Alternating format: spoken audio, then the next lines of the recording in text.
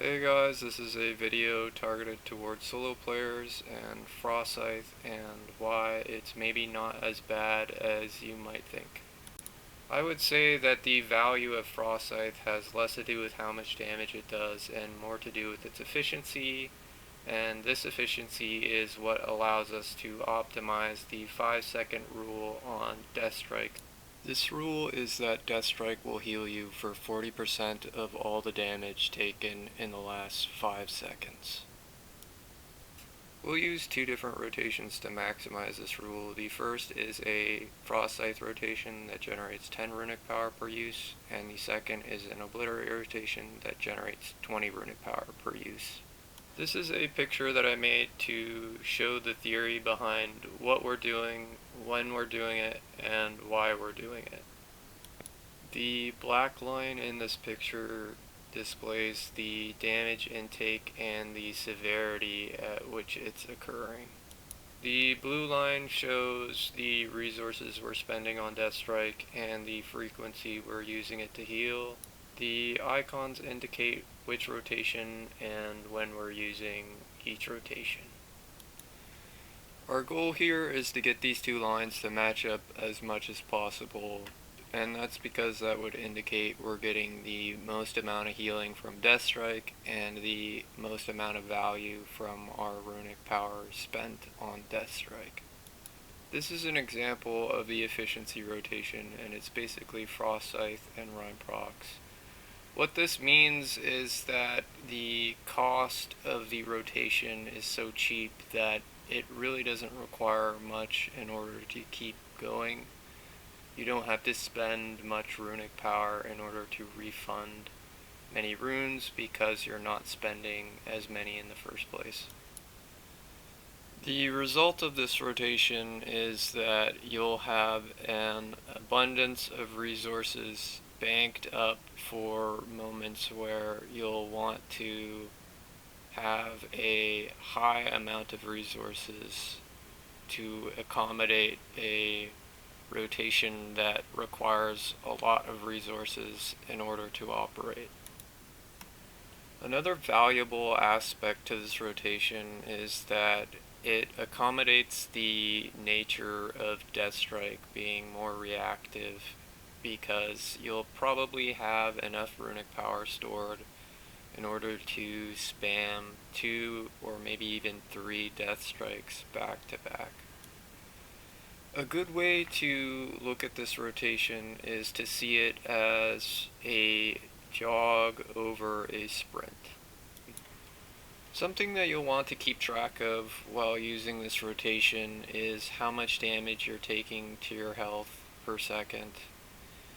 That's because you'll want to match up the intake damage for the amount of healing you're doing as much as possible. For me, this line was about 5% of my health per second. Anything beyond this meant that I was likely going to have to increase the amount of Death Strikes I was using in order to break even to the amount of damage I was taking. Bear in mind that this 5% health per second might not be accurate for your character, as this is affected by basically every stat in the game, and it's probably not going to be the same for you. In order to figure out what this was for me, I used a Dungeoneer's training dummy to see how much damage I could take before having to increase my expenditure cost, and I'd say it's a pretty good way of tracking whether or not this is going to be accurate for you. That's pretty much it for the Frostscythe rotation. The only other thing that I can think about is that if you're struggling with not having enough resources during Obliteration and Pillar of Frost, this might help you hold on to those resources for those phases. This is an example of the high expenditure rotation, and it's basically Obliterate and Death Strike and avoiding Rhyme Procs as much as possible. The reason we'll want to avoid Rhyme procs is because it doesn't provide you with runic power. Even if you have the Rage of the Frozen Champion talent, you'll still only be getting 8 runic power per Rhyme proc, meaning you're always going to get more resources in a short amount of time by spamming Obliterate. The exception to this rule is that you'll want to always have Frost Fever applied to your target, because Frost Fever can also give you runic power. And if you're looking to maximize this, you might consider having a proc canceling macro for Rhyme, so that when you do press Howling Blast, it will generate at least 10 runic power.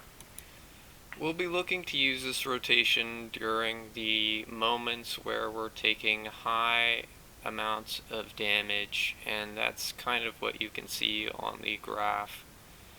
On the spikes where we're taking a lot more damage, we're swapping from Frostscythe and its efficiency rotation to the Obliterate rotation and its high expenditure in order to maximize our 5-second rule on Deathstrike.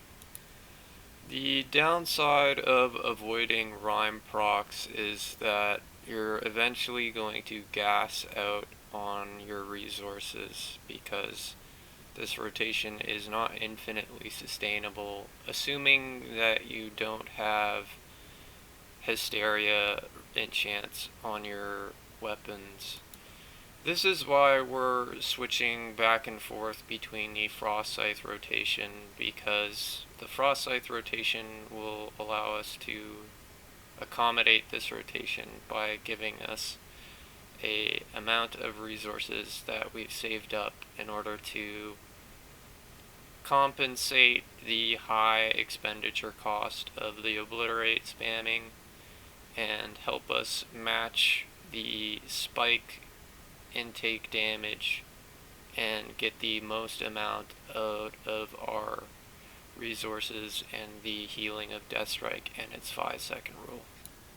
If you see the Frostscythe rotation as a jog over a sprint, then the Obliterate rotation is a sprint over a jog. This ends the theoretical portion of the video, and the next clip is going to be the theory in practice. And as you can see, we're swapping between Frostscythe and Obliterate. We're using Frostscythe when we're not taking as much damage, and Obliterate when we are taking a lot of damage. Sometimes it can be hard to explain things through pictures and graphs, so I hope this practical application does a bit of a better job explaining the theory. This is pretty much all I have to say about Frostscythe, and I hope this video made you maybe think a little bit more about Frostscythe, and that maybe it's not as bad as people think. Though I will admit that as far as a DPS ability, it's not really that great. I think probably the crit requirement is a little too steep, and not being able to benefit from a lot of the passives in the talent tree that affect Obliterate but not Frostscythe make this talent a historically undertuned talent. I hope this video helps you guys in clearing your dungeons, and good luck soloing.